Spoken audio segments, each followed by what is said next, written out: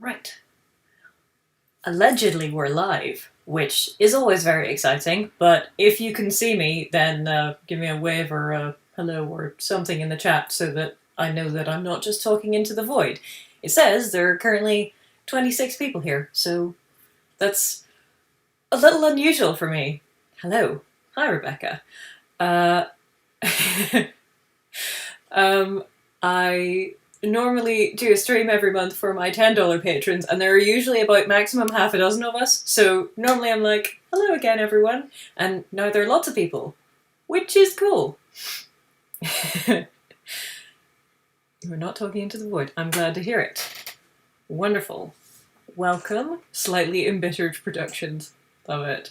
Hello, I see some familiar faces, or at least familiar mouth avatars. Hello, Rebecca. A Draconius. It's a nice name. Spiffy Bumbleteeth, I like your cheese avatar. Hunter Delta Susaga. Another Rebecca, but spelt differently. John Champagne, Limey, Monique. Hello, welcome. Auburn, good to see you, as always. Queen Frostgirl. Nice name. Evelina, Nedry. Don't read my profile. Graceful T. Wonderful. Roderick. Laura. Pear? I hope I'm pronouncing that right. Congratulations on having over 88 subscribers. I assume you mean 88,000 subscribers. But I do also have over 88 subscribers, which is cool. Anyway. Welcome everybody. We're just getting in and saying hi. Well, the alleged title... I'm saying alleged a lot today. The title of this live stream is... which will be running for the next 45 odd minutes, just so you know, is, I think it's something like Silver Milestones and possibly Lord of the Rings. So, I recently got to 88,000 subscribers. I'm currently on... Hang on, I'm going to look it up to be accurate about this. 88,496, which is pretty nice. So I've been thinking about... we might get to 100,000 subscribers, like, this year, which is really neat, and what I should do for it. And the poll that I put up on YouTube community is of the opinion that I should do cake and fake fighting, but given COVID-related restrictions, that is an excellent idea, but one that will take some planning. I'm seriously considering just quitting Twitter as, like, my own personal reward. It's like, look, you got to 100,000 subscribers, well done. You can quit Twitter. I hate Twitter. Not like the people on Twitter. Oh, thank you, Rob, for your coffee fund. I don't even drink coffee, but I do drink a very expensive kind of herbal tea, as it turns out. Like, peppermint and licorice. And, I've decided that I'm going to try and buy some licorice root, because we have lots of mint in our garden, because it's like the Thunderdome out there, basically. There are some things I will let, you know, grow just because I like the smell of mint, and mint takes over everything, and if it's mint, then it's not dandelions, because I hate dandelions. I don't know why we're doing, we're rickrolling people in the, comments, but, you know, I will take it. Hi, Sword Girl. I'll take that.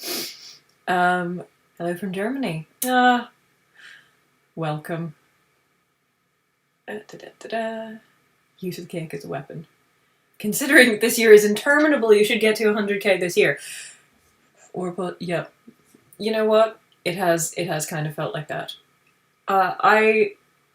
I had my baby in 2016, so I don't remember any of 2016, which, because I don't function very well on very little sleep, didn't get a lot of sleep. So apparently it was a terrible kind of year all around on the world stage, and so I don't really regret not really remembering most of 2016, but 2020 I'm kind of like, dang, I remember all of this, and it's kind of rubbish, actually. Anyway, do it quit Twitter is not the nicest place. I mean, truth, 100k this week. 12,000 people in a week is, well, actually, it has happened to me in the course of the last couple of months that I I had 12,000 new people subscribe to the channel within a week. But it doesn't seem like it's going to happen again. What are your plans for Lord of the Rings? Well, basically, my first plans for Lord of the Rings are I'm going to have to, like, get over the mental block, which is watching the Lord of the Rings films again. Maybe Eowyn. I mean, the scene with Boromir's death, that was... I remember that being very affecting. But the truthful confession that I have to get out there beforehand is I don't actually like Lord of the Rings. Like at all. Actually, no, that's not true. See, I say that and everyone goes, but surely you like the books. And I'm like, actually, I like the books even less than I like the films because the films aren't as long. But being entirely and scrupulously honest, I read the whole of The Return of the King and I enjoyed it. But Fellowship of the Ring... I finished it, but I, somewhat regretted my life choices because it just went on and on and on with all of these interminable brown-haired dudes who I couldn't really tell apart nor cared about very much. And I've never finished The Two Towers. And everyone says, but what about the giant battle scene? I'm like, I didn't get to the giant battle scene. I never made it that far. I just went, oh, I'm gonna die. Put it this way. I sign up for character-driven stories. I had trouble with Mistborn. I mean, I love Mistborn, but I had trouble telling the characters apart in Mistborn from Kelsier's crew. There were a few of them who I was kind of like, I feel like you're all separate people, but I kind of smushed into one a little bit. But hey, there we go. Look at us. Burn the heretic. Yes, thank you. I see a couple of you have been reading Stormfront on my recommendation. Like, I feel like I should have just told you to jump in at book number 4, whatever book number 4 is, but, I like Stormfront, so... 2020 has been personally boring and politically terrifying. Maybe you should have had a kid this year too. See, that would have been bad timing. I mean, 2016 was... an interesting year, but that there was no trouble accessing medical care in Germany, which is where I was in 2016. Whereas 2020, ditto on the new baby, and for 2016, there we go. See? It's a good year. Thanks, Mike. I hope I will hit 100k this year. Extended or cinematic edition? I don't know. I'm gonna have to get something on DVD for Lord of the Rings. Sam Davis, the books are a little verbose. You know what? I'm going to steal that, Sam. I will hopefully remember to correct it. But yes, a little verbose would be an entirely fair assessment. Anyway, Return of the King is good.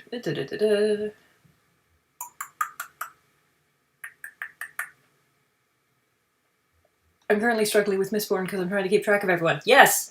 Like, the people I had trouble with were Clubs and Doxon, particularly. It was like, these are 2 people, I think, and one of them's got a nephew, but I don't really remember it. And they both seem to be quite grumpy, so, like, one of them's the organised one. I hear in the screenplay, one of them is going to maybe become a woman, which will make it much easier to keep track of them, I'm gonna be honest. Summer Night, that's book 4 of the Dresden Files. There we go. Have you ever engaged with Merlin on the BBC? No, well, that's not quite true. I saw it was on Netflix, so I watched 2 episodes or something. It was kind of random, and, it was fine. But, time to get Lord of the Rings extended. It's only 16 hours. I did love your Inigo versus Wesley episode. Thank you. Apparently that, a friend of mine was quite surprised. I was like, yes, the Princess Bride is doing very well. He said, really? And I said, yes, everyone loves the Princess Bride, which is not true of the next video that you will see from me, which is The Last Airbender. But it's kind of like the opposite. Everyone will watch it because it's been 10 years, but everyone still hates The Last Airbender. I'm going to say some nice things about it, though. Like, mostly not, but some nice things. I'm making my brothers watch your videos. Thank you, Sarah Beth. I appreciate that. Love from Canada. Okay. Ham is the one being gender bent. That is true. Ham is becoming a woman, but I believe that someone else is as well. Possibly Dachshund, but I don't remember. Merlin is a little frantic.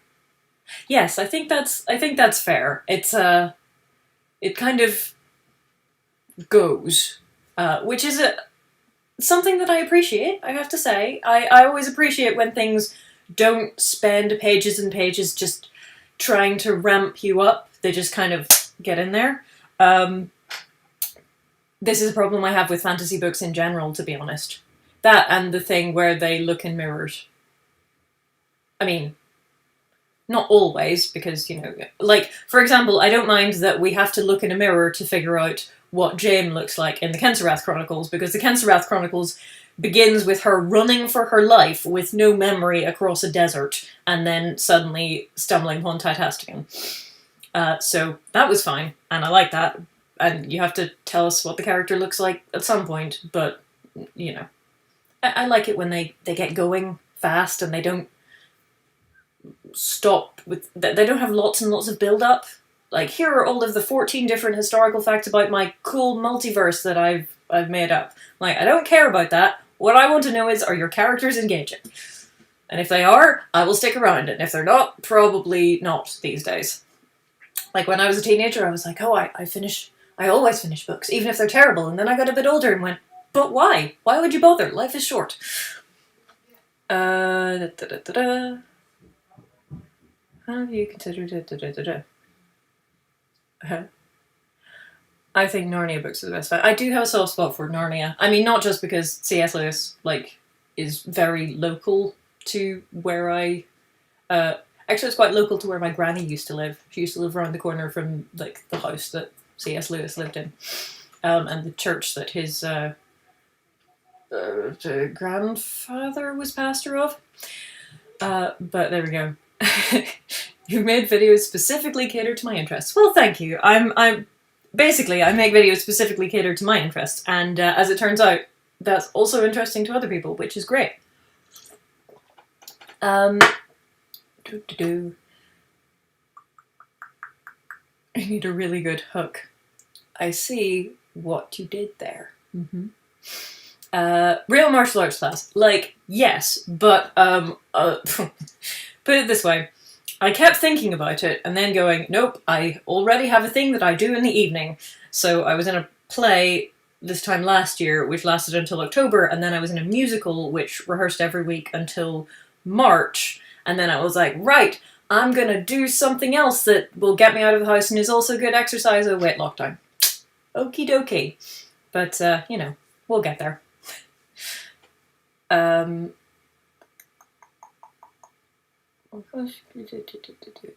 You need a really good... I love an opening fight scene, Katrina. That's actually quite a good idea. I can't think... Does anybody have a really good opening fight scene in a book or a movie? Preferably movie that they like, because the reason I don't do books more often... A couple of you asked me. The reason I don't do books more often is because people don't watch things about books. Like, The Princess Bride... 260-something thousand people have watched that, and The Dresden Files, it's like 12,000 people have watched that. I mean, also because everyone loves The Princess Bride. Let's be fair. But movies, people like watching things about movies more than they like watching things about books. And to be fair, it's much easier to put together an episode on things in movies because you can just put the actual clip over the top.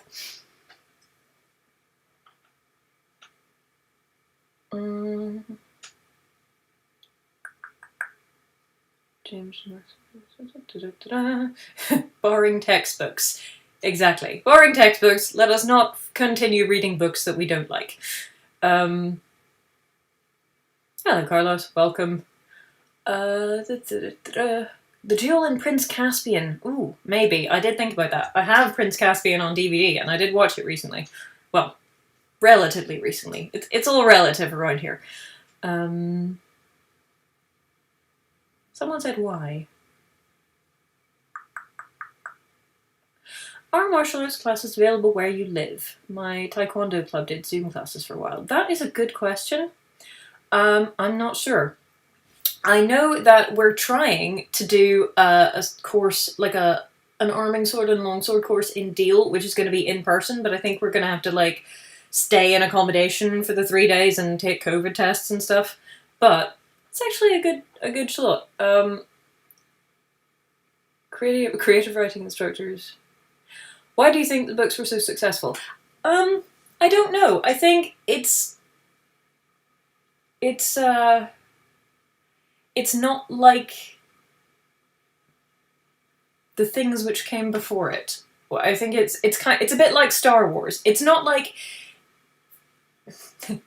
I said it's a bit like Star Wars. It does things in a way which was very new at the time, and it's also, you know, you cannot deny that it's insanely sort of put together in terms of like languages and stuff. Like, yeah, I'm just going to invent some languages, you know, just out of whole cloth for my world which has elves and hobbits and stuff in it. Like, also possibly people had longer attention spans. Other people have longer attention spans than me. That might be it. And so they don't insist on things being, you know, getting right in there.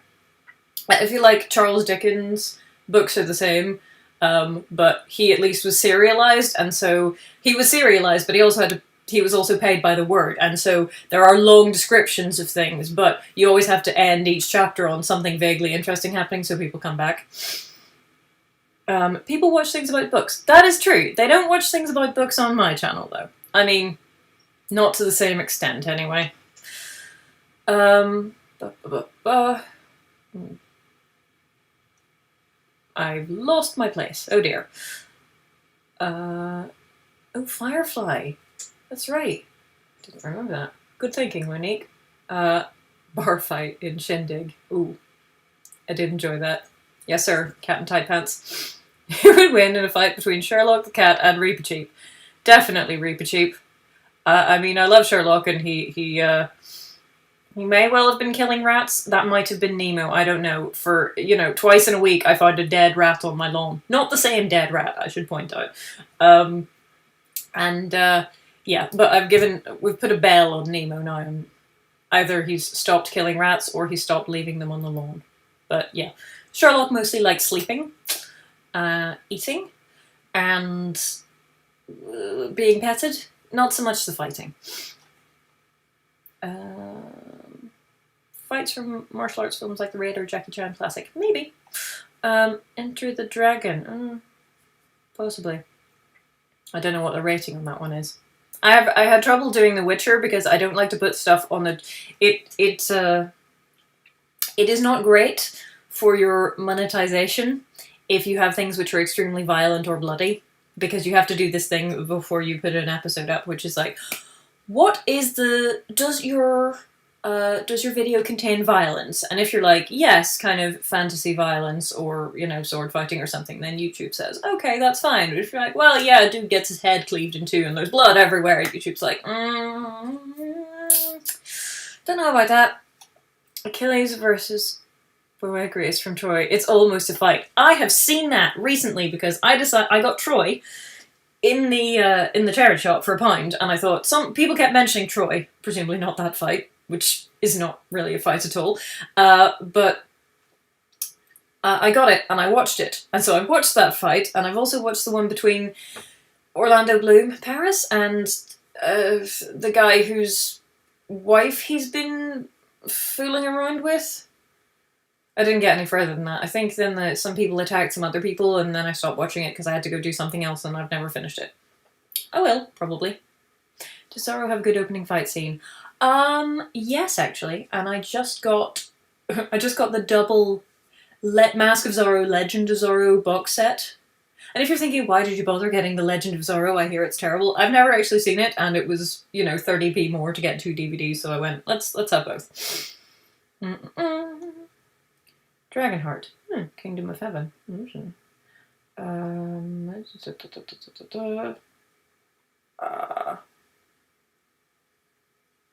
Sherlock the cat. Okay, for the uninitiated, Sherlock is the name of one of my cats. It's not like Sherlock Holmes turned into a cat. Definitely not. Sherlock Holmes turned into a cat would be smarter than my cat. Just throwing that out there. It's really cool to see a YouTuber from our little green isle. Yeah, not a lot of us. Not a lot, especially Northern Ireland. Like, Not a lot at all, in fact. I guess because we don't really do a lot. We don't really have a very large population. And then we all leave and go other places. It took me a while to work out you were talking about cats. That is fair. Are you a Game of Thrones fan? No. I've never read the books. And I have not watched the series either, because, again, I was just like, do I really want lots of, violence and death and rape and other extremely unpleasant things to watch right before I go to sleep? No, I do not, which is also why I don't watch The Witcher. The Dark World begins with a fight, so it does. Do you think it's possible to make a shootout have the same flow and narrative meaning as a blade fight? And if so, do you have one in mind? I do. I can't think of one off the top of my head, Nedry. But I think you can, in the same way that, well, basically any scene can have the same kind of flow, because good fights tend to have a structure, like a narrative structure, and the most common kind is a 3-act structure. So basically, if you have a gunfight that has a 3-act structure, you probably get something that's reasonably similar, albeit you'd probably have to do quite a lot of running and hiding, because, there are only so many times you can shoot people before they should be dead, and so it's not going to last long enough. Overly sarcastic productions was a good summary of the Iliad if you want to know what actually happened in Troy. Good to know. I'm glad you like The Mask of Zorro. I got a comment on The Princess Bride, which was about The Mask of Zorro, where somebody said, what was it? That when they joined a fencing club in a particular year, which was possibly a year or so after The Mask of Zorro came out, all of the women who were in it were like, yeah, we really want to be Catherine Zeta-Jones. Which, to be fair, that was some pretty impressive fencing. But, and also Catherine Zeta-Jones is very pretty, so why not? I'm tempted to ask for the fight in Barbie and the Three Musketeers. Maybe you could collab with Two Set for the analysis of the sacrilegious violin usage. I've heard of Barbie and the Three Musketeers. I don't know why I've heard of Barbie and the Three Musketeers. We haven't quite got to that age yet, but, Do you watch Marvel? Yes. Lots of it, but mostly the films, and mostly several months after they come out on DVD, because I'm bad at getting to the cinema. Holy Grail. That is a possible plan. What made you start a YouTube channel? I will come back to that in a second. Just the word towel with fight scene.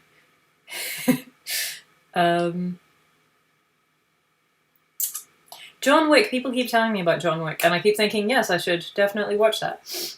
But then I forget. Also, Netflix only has John Wick 3. What made me start a YouTube channel?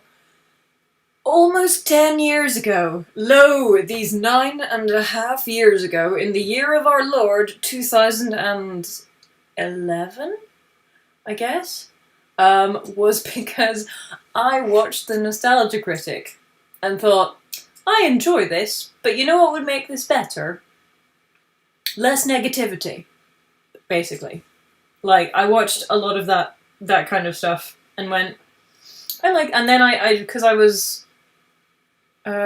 joined the channel or some forums back in the day, as they say, when that kind of was still a thing, and they had your video reviews, and so I put up a book review. Basically, I wanted to talk about all the things which I really liked, which other people might not know about, so that I could introduce them to them and say, this is really good, and this is why you should watch or read it, and then I would have more friends to talk about things with. As it turns out, that's a terrible way to start a channel. I did it on Blip, which made it slightly less terrible because it had a smaller audience to begin with, but it's a very bad way to try and get traction. Sort of like, if you want to see success on your YouTube channel, don't do that. Because if you talk about things that other people don't, if you talk about a wide variety of things that other people don't really know about, that's not really very helpful. If you want to talk about one thing which not very many people know about, but those people really like it, like a channel on, I don't know, the Dresden Files or something, then that can work because niches, you know, niches are good.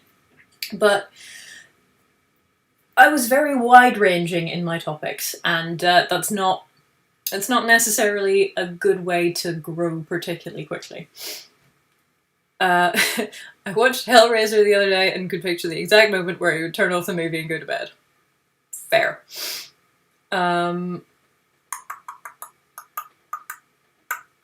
Do you have favourite combat channels you might recommend for reference?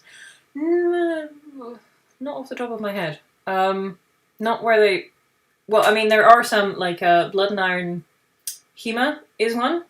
They do kind of training videos and analysis videos and stuff like that. But they're Canada-based, and they talk about Hema stuff, so they're pretty good. But don't know. I don't watch a lot of YouTube, which is a bit sacrilegious possibly, but you know, like, gotta be efficient these days. There's a lot going on. Sacrilegious violins. Oh no. That was a terrible pun, but sacrilegious violins is yep. That. Sorry, I really appreciate terrible puns. How well would you say skills transfer between competitive fencing and stage combat, if at all? Probably, well, reasonably well, actually, because, and the reason I say that is because if you want to be a stage combat instructor, you have to have, well, no, that's not true. If you want to be a fight director as registered with Equity, which is the UK Actors Union, then you have to have instructor level qualifications with one of the fight boards. But that usually involves you having an actual fencing instructing qualification as well. Because a lot of what they do, you also have to have like the equivalent of a black belt in some kind of martial art. And the reason for that is because the two most common things that you tend to do are unarmed and then thereafter swords when you're teaching people for theatre, which is what they tend to do, which is primarily what Equity is interested in when it talks about fight directors.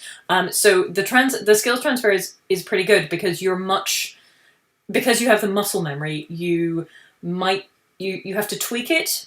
A stage combat fencing stance is much more open. You know, you don't turn very side on like this. You're more like you square your hips at your opponent because they need somewhere to aim at.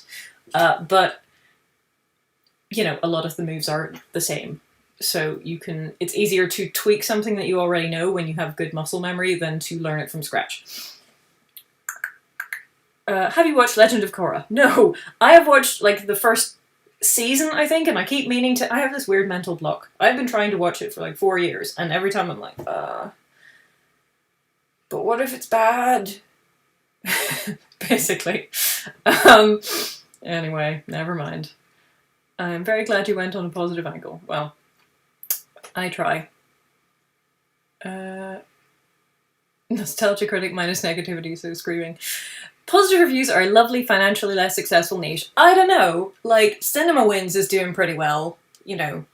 And I know that at least, statistically speaking, probably like one of you here got onto my video because Cinema Wins mentioned my Pirates of the Caribbean fight video in his Pirates of the Caribbean review.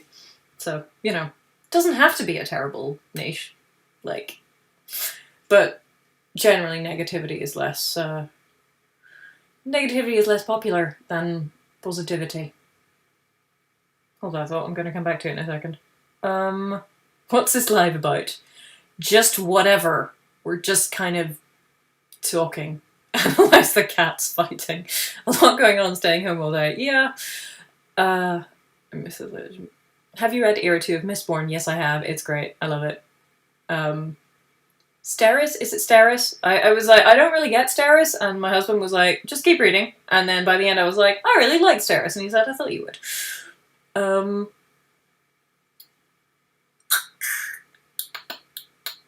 I love Cinema Wins and Sins. Well, you know, get your positivity and your negativity and just kind of... Do they cancel each other out? Is it like dark matter? I don't know. Susaga, I'm the person who learned to exist due to cinema wins. Welcome. I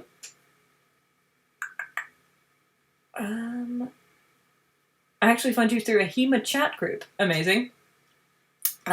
Which is nice. I always like to find out the really weird places that people come from. Like, I found you in a Facebook group about Marvel. Like, really? Huh, okay. Lady Hotspur. Wax Terrace is my favourite ship that no one ever expects to ship going in. Yeah. Yeah, I think that's fair. It's kind of one of those, you're sort of like, really? Really? It's a bit like, every time, whenever people ask me for fanfiction, I'm like, have you played Portal and Portal 2? And if they say yes, I'm like, read Blue Sky. And then they go, okay, what's it about? And I say, it's about a lot of things, but it's really good, and it's probably one of my favourite fanfic ever, and it is Chell Wheatley. And they're like, what? And I'm like, no. See, that's what I said, but just go with it. Just try it and see how you feel.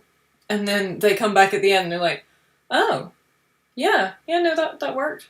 Like, see, I told you. I got recommended your Witcher video by YouTube. That's nice.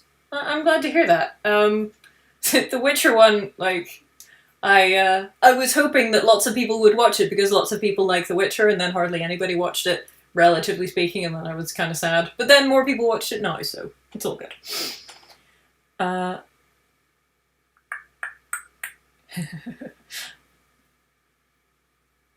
One of my favourite channels is Your Dinosaurs Are Wrong, which compares popular dinosaur toys and compares them with current science. Never seen another series like it, personally.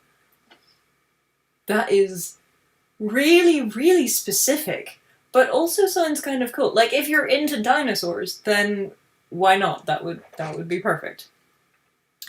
What was the name of that fic again? I'm into Harry Potter fic despite most of it being garbage. That is the problem with Harry Potter fic, I find. Like, some of it is just...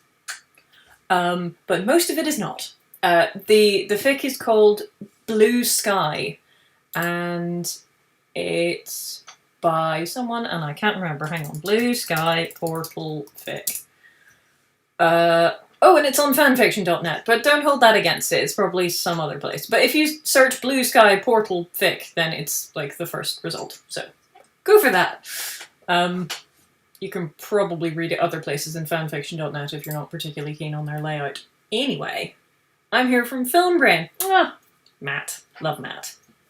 Haven't seen Matt in ages. I probably haven't seen Matt since, like, the Killers review. Which was a long, long time ago. And the last time I saw him prior to that was Nerd Quest.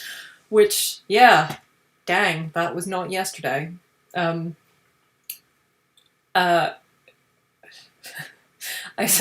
time I see myself in Nerd Quest, or I see one of my videos which was, like, prior to 2016, I go, oh, this is ages ago. Gosh, I look well rested. Parenthood, man. Anyway. Why is it that a barely trained actor doing a fairly basic fight can be more convincing as a dangerous badass than another who's clearly trained really hard? Well... There can be a couple of reasons for that. And one of them is... One of my favourites is it might not be anything to do with the actor at all, because most of the selling of a fight is the selling of the reactions. And so I could be kind of, you know, subpar at the fighting. But if the person I'm fighting against is really well trained and really good at it, then they can make me look like a dangerous badass. Whereas if you're the really well trained person and you're fighting you're meant to be fighting and winning against this other person who's not so good, then their reactions aren't going to be as convincing. Like, one of the things that you have to do better when you're at a more advanced level learning stage combat is you have to play the pain. You have to remember which injuries you've had and act as if you still have them. You know, it's when you're at basic, it's kind of alright if you get punched in the face and you're like, ugh, and carry on. But as you progress, you're supposed to make it more realistic. Not completely realistic. Oh, bye, Monique. But more realistic. Right. Lots of people said things, and now I'm... Is there a video you created that was much more successful than you thought it would be? How to hide a sword in your dress. Like, I made it with the intent of it being one of those videos that you could share, that was shareable. You know, but I didn't actually ever think in a million years that it would go properly YouTube algorithmically viral and get over 1 million views in like 2 months. That was not really... I did not expect that. 31 Logical Fallacies was the other one, because it was up on my channel for almost an entire year before it went properly... It went kind of search results and then homepage viral, and lots of people watched it, and it was strange. Do you attach scripts to your videos? I have captions. They're almost always on any video I've done in the last, like, 3 years, I think, there are captions on them, which I'm very picky about, because you have things like, I did a video on the deed of Paxenarian. Paxenarian gets turned into some really weird things which sound like you're a white supremacist or something, in the captions, and so I had to go through and like manually correct all of that, because no, we're not talking about Aryans, we're talking about Paxenarian. She's a paladin, stop it. Have you seen The Raid? I have not, but people keep mentioning it, so maybe I should. Actual fighting skills do not translate well to fake fighting. I mean, that's true and not true. It's tremendously helpful for form, I think, but because a lot of it is, but you're right, because a lot of it is, you know, not hitting people and reacting more than you otherwise would when people hit you or hit you, it's tricky.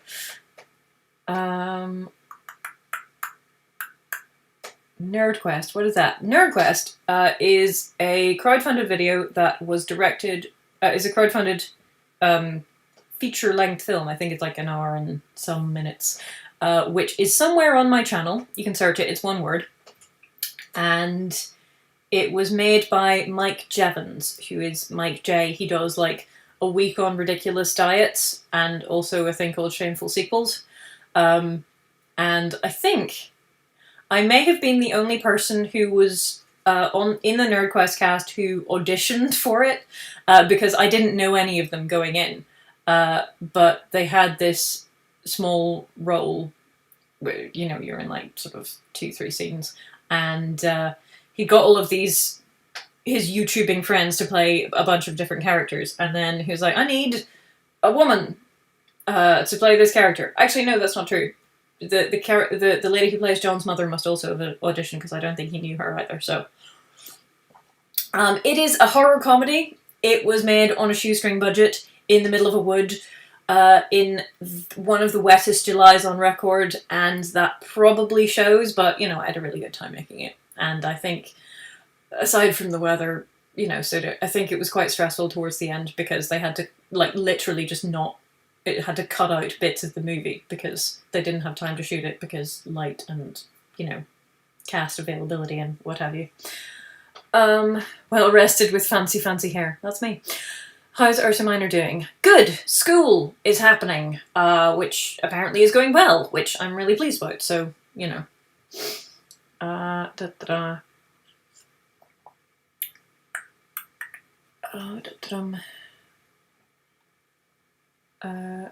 Regarding swordplay... Oh dear, I lost it.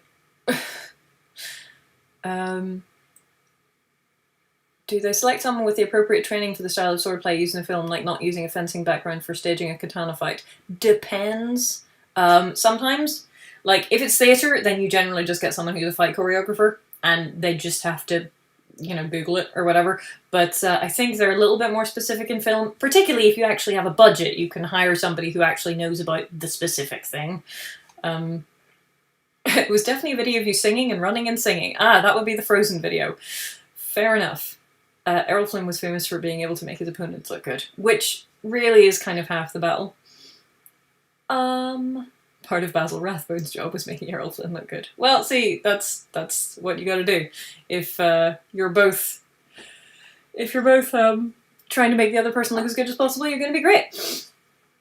Do you think humour has much use to help inform fight choreography, or is actual fighting almost unhelpful to good stage combat? I think humour has... I think there is a tendency to focus too heavily on realism to the detriment of not actually thinking about good storytelling, and the two are not necessarily always compatible. Like, you can make a fight which is really realistic and a really good story, but that tends to be beyond the reach of, well,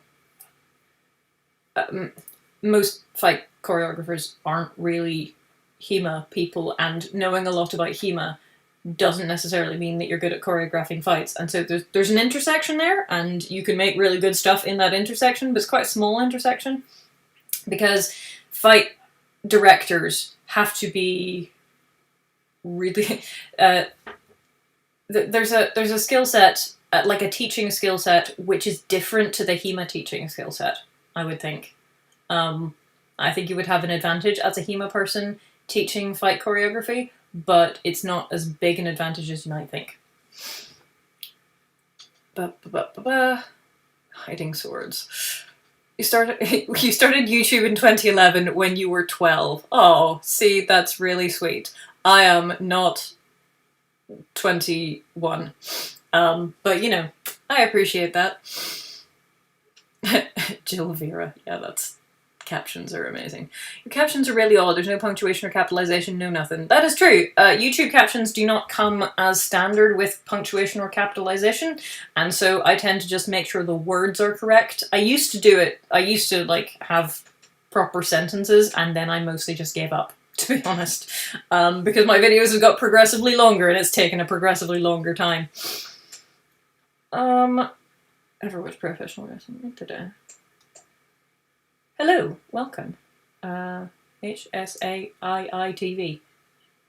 That is not an easy thing to say. Jet Li or Jackie Chan? Both. Why not both? But probably Jackie Chan, because I like a comedy fight much more than I like a serious fight. She's not 20 and did not become pregnant at age 16. Indeed true.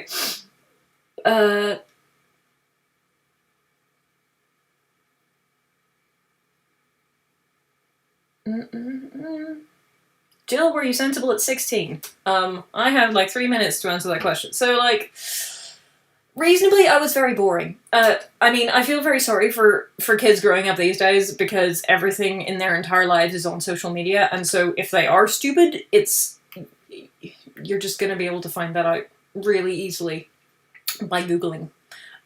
Whereas most of the things... I don't remember saying anything particularly, like, terrible when I was 16 on the internet, seeing as I spent most of my time, like, talking about Harry Potter and reading fan fiction, some of which was Harry Potter, some of which was other stuff, like, what else? I can't even remember what I was a big fan of when I was 16. I don't know. Anyway, the point was, relatively sensible at 16, not as sensible as I am now. In the year of our Lord 2019. In your Stuff You Like video, when you mentioned you got an E6 unassisted when you stepped on a Lego brick. That was a joke, not a different thing. Not a reference to anything. There we go. I also recommend David Weber. Good. More people recommending David Weber is excellent. Like, before the fighty things got popular, one of the most popular videos on my channel was the Honor Harrington one. And lots of people in the comment section going, yes! Yes, he does do a bit too much with the exposition in the early books, doesn't he? Possibly also in the later books as well. But, you know, never mind. Phantom of the Opera Stuff You Like. Yes, I remember. But they... Not overly sensible, reasonably sensible. I was mostly just boring. I'll be fair, but I still think of myself as quite boring, you know, to other people. I think I'm interesting, but I realise that other people mostly don't. I spent my time on the internet at 16 talking about The Matrix. Fair. Have you read The Empire of Man? No. Have you seen The Duelists? No. But I've heard it said no one will be able to get elected when today's kids start being eligible to get into politics because every dumb thing they ever did is online. Especially when a single dumb thing, depending on what the dumb thing is, can get you, like, you know, erased from polite society forever. That will make things a bit difficult.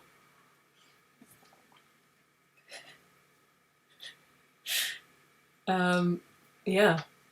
I love Honor Harrington. I'm really glad. More people should love Honor Harrington. But there we go. Have you seen The King on Netflix? The fights get praised for how tired people get in armor.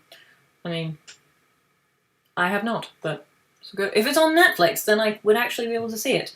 Do you ever have any opinion of the fights from Pretty Garly and Sailor Moon? The only Pretty Garly and Sailor Moon I've ever seen, and I'm gonna have to go in like a minute, but there we go, is when Magdalene Rose did, I don't know if they're still up on YouTube, she did reviews of it, and you could see the fight scenes from there, and they looked kind of hilarious.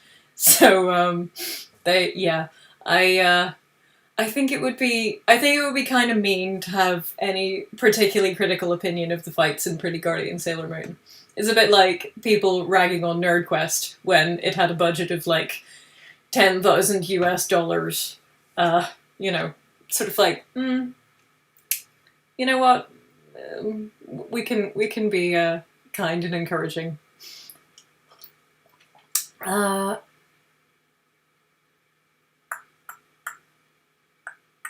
The counterpoint to the Honor Harrington expedition is the hornblower method, where you spend half a battle trying to work out what tacking means. I mean, it's fair. Do you have any background in academia? Last question. No, I have an undergraduate master's degree in engineering. And that was the end of my formal education, and I was quite glad to get out of university by that point, because I had been in education until the age of 22, because you had to do it was a 4-year thing. I was like, great. Thanks everyone, peace, I'm out. I'm mystified by your mug. Why is it so pointy? It just kind of is. It's just kind of this sculptural thing. I don't know. Anyway, I said 45 minutes, and it's been 47, so I'm doing pretty well. I will leave you now. Ooh. And probably get back to editing, actually, because it turns out that I have opinions.